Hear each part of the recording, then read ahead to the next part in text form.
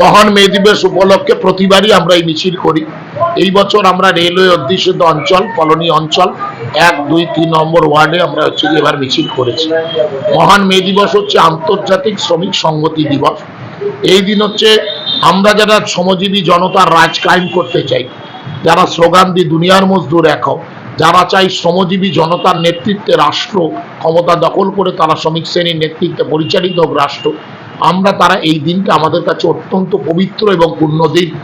এই দিনটাই শিকাগো শহরের হে মার্কেটে সেটা হচ্ছে শ্রমিকরা লড়াই করেছিল 8 ঘন্টার কাজ, 8 ঘন্টার বিনোদন এবং 8 ঘন্টার বিশ্রাম। এই দাবি অর্জিত অধিকার রক্ষা তারা 4 বছর বাদে সারা পৃথিবী তাদের স্বীকৃতি দিয়েছিল। আজকের এই প্রেক্ষাপটে আমরা সেই বহমান ধারাকে বজায় রেখেই রক্ত পতাকা নিয়ে আজকে মিছিল করছি। এই মিছিল আমরা যখন করছি তখন সাম্প্রদায়িকতার বিষবাষ্পে আমাদের দেশ ক্ষতবিক্ষত। জঙ্গি হানায় 14 জন আমাদের প্রিয়জন প্রাণ হারিয়েছে। হোটেলের মধ্যে জীবন্ত পুড়ে কলকাতায় 14 জন মারা গেছে। একটা কঠিন অবস্থার মধ্যে আমরা আছি। শ্রমিকদের অধিকার কেড়ে নিচ্ছে শ্রমকোডের মাধ্যমে দিল্লির সরকার, রাজ্যের সরকার নীরব। এই তার বিরুদ্ধে দাঁড়িয়ে 20 মে যে ধর্মঘট ডাকা হয়েছে আরও সমর্থনে এই মিছিলে আমরা আমাদের সোচ্চার করেছি কণ্ঠকে গলাকে। একদিকে আপনারা যখন বলছেন দুনিয়ার মজদুর এক হও, অন্যদিকে আওয়াজ হয়েছে দুনিয়ার হিন্দু এক হও।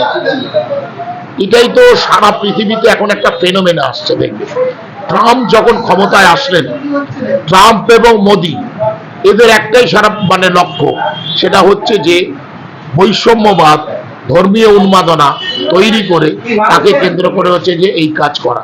ফলে এটা তো স্বাভাবিকভাবেই যে বাইনারি পলিটিক্স, সবাই জানে এরপরে স্লোগান উঠবে দুনিয়ার হচ্ছে মুসলিম এক হও।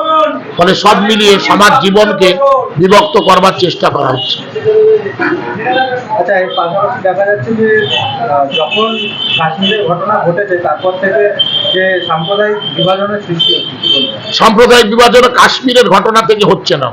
সাম্প্রদায়িক বিভাজনটা একদম RSS এর গবেষণাগারে নাগপুরে সেটা হচ্ছে প্রতিদিন তার নতুন নতুন স্ক্রিপ্ট তৈরি হচ্ছে।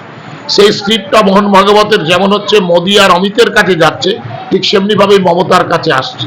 ফলে দেখবেন সেই কারণের জন্য উভয়ই কিন্তু উভয়ের পরিপূরক হিসাবে কাজ করছে। দুদলই হচ্ছে ধর্মীয় উন্মাদনা জিগি। আপনি খেয়াল করে দেখুন, রাম মন্দির তৈরির সময় যেভাবে উন্মাদনা তৈরি করবার চেষ্টা করেছিলেন হিন্দু সমাজের প্রতিনিধি হিসাবে ঠিক মোদি, ঠিক তেমনি ভাবে হচ্ছে যে মমতাও জগন্নাথ মন্দিরের নাম করে একই জিনিস করছে। আবার আমরা খেয়াল করে দেখছি যখন হচ্ছে মুসলিমদের নামাজ হচ্ছে ইত্যাদি হচ্ছে, তখন হচ্ছে ফেজ টুপি পরে হচ্ছে তিনি বসছেন। এটার মধ্য দিয়ে এটা ধর্মীয় সম্প্রীতি না, ধর্ম আচরণ যে যারা রাষ্ট্রনায়ক, যারা রাজ্য পরিচালনার দায়িত্বে, তাদের এই সব কাজ থেকে দূরে থাকা উচিত। কারণ এর মধ্য দিয়ে সম্প্রীতি রক্ষা হয় না, এর মধ্যে দিয়ে ধর্মীয় উন্মাদনার বার্তাটা হচ্ছে প্রবাহিত হয়। আমরা দুইয়ের বিরুদ্ধে। আপনি শুনেছেন নাকি বিধান রায় রাজ্যের মুখ্যমন্ত্রী ছিলেন, জ্যোতি বোস ছিলেন, এরা সরকারি টাকায় কোনোদিনও কোনো মন্দির বা মসজিদ তৈরি করেছেন? আজকে যে জগন্নাথ মন্দির তৈরি হচ্ছে ভবিষ্যতে দাবি উঠবে যে একটা কোনো বড় মসজিদ করে দেওয়ার জন্য। এই যে দেখেছেন প্রথমে হচ্ছে ইমাম ভাতা, তারপরে উঠলো পুরোহিত ভাতা। এগুলো খুব প্ল্যান্ড এবং ক্যালকুলেটিভ ওয়েতে করা হচ্ছে, কিন্তু এইটা হচ্ছে সবচেয়ে সমাজের খারাপ কাজ হিসাবে চিহ্নিত হচ্ছে। আচ্ছা, আজকে মে দিবস, এদিকে ভারতের বিভিন্ন শিল্পপতিরা বলছে 60 ঘন্টা 70 ঘন্টা সপ্তাহে কাজ করতে হবে। ঠিকই তো, ক্রেমলিনের মাথা থেকে যেদিন সোভিয়েত ইউনিয়নের 75 বছরের সমাজতন্ত্র যেদিন থেকে ভেঙে গিয়েছিল, সারা পৃথিবীতে পুঁজিবাদ সেদিন থেকে আরো আগ্রাসী হয়ে উঠছে। কারণ তাদেরকে বাধা দেওয়ার কেউ নেই। ওই লাল ঝান্ডা ক্রেমলিনের মাথা থেকে যতদিন উঠত ততদিন কিন্তু 8 ঘন্টার কাজ, 8 ঘন্টার বিশ্রাম, 8 ঘন্টার বিনোদন সুনিশ্চিত ছিল। কারণ একটা ব্লক ছিল, যে ব্লকটার নাম হচ্ছে সমাজতন্ত্র, যারা হচ্ছে এই পুঁজিবাদীদের এই শোষণ, এই বঞ্চনাকে চ্যালেঞ্জ জানাতে পারত। আজকে সেই চ্যালেঞ্জ জানানোর শক্তি খুব কম, ক্ষীয়মান। ফলে তারা আগ্রাসী হয়েছে। সেই কারণের জন্য আমেরিকার পুঁজিপতিও যা বলছেন, ভারতবর্ষের পুঁজিপতিও তাই বলছেন। সে কারণে মোদিও যা বলেন, ট্রাম্পও তাই বলেন, নিজের দেশের মতন করে বলছেন। এর পাশাপাশি দেখা গেল কাশ্মীরের ঘটনার পর বাংলার বহু বাঙালি শ্রমিক যারা বাইরের রাজ্যে গেছে তাদেরকে আটক করা হয়েছে। ঠিকই তো, আমরাও তো তাই বলছি। শুধু বাংলার শ্রমিকদের আটক কেন, গুজরাটে আপনারা দেখেছেন, যারা দেখবেন গুজরাটের আহমেদাবাদ শহর সুরাটে বাংলার হচ্ছে যে জরি শিল্পী, সোনার কাজের শিল্পীরা হচ্ছে ভর্তি। আপনি যদি পূর্ব মেদিনীপুরের দিকে যান, ঘাটাল, পশ্চিম মেদিনীপুরের ঘাটাল, এই জায়গাগুলোতে আপনারা পাঁশকুড়াতে বহু শ্রমিক এই সমস্ত জায়গায় হচ্ছে যারা কাজ করতে যাচ্ছে, এরা অনেকেই হচ্ছে ইসলাম ধর্মাবলম্বী, ফলে আক্রমণটা আরো বাড়ছে, ঘটনাটা হচ্ছে। এবং দেখুন সারা ভারতবর্ষ জুড়ে একটা ছবি তৈরি করা হচ্ছে যে ইসলাম ধর্মাবলম্বীরাই হচ্ছে জঙ্গি। এইটা একটা খুবই খারাপ প্রবণতা। কিন্তু কাশ্মীরের ঘটনাটায় যেভাবে বলা হচ্ছে ধর্ম পরিচয় নিয়ে আক্রমণ করা হচ্ছে, সবটা সত্য না।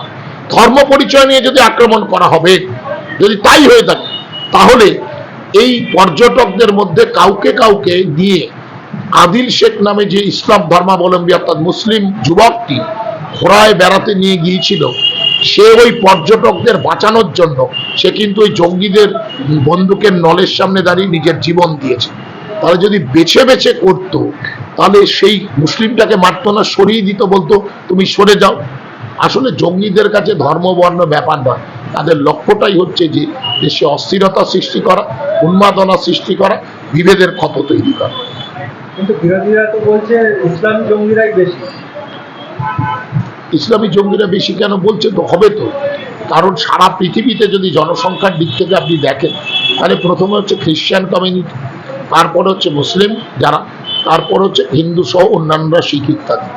ফলে সমস্ত ইসলামী কখনোই হচ্ছে যে জঙ্গি হতে পারে না। আপনাকে দুটো তিনটে কথা আমি বলি। কাশ্মীরে যখন ভোট হয়, এত ইসলামী জঙ্গিরা যারা হচ্ছে পাকিস্তানি মদতপুষ্ট, এই জঙ্গিরা ভোট বয়কটের ডাক দিলেও মানুষ কিন্তু দলবদ্ধভাবে বেরিয়ে এসে ভোট দেয়, সরকার তৈরি হয়। কাশ্মীরের মানুষ অসাম্প্রদায়িক, তার প্রমাণ হচ্ছে যে আপনি ভেবে দেখুন, পশ্চিমবঙ্গে আমাদের সিট নেই,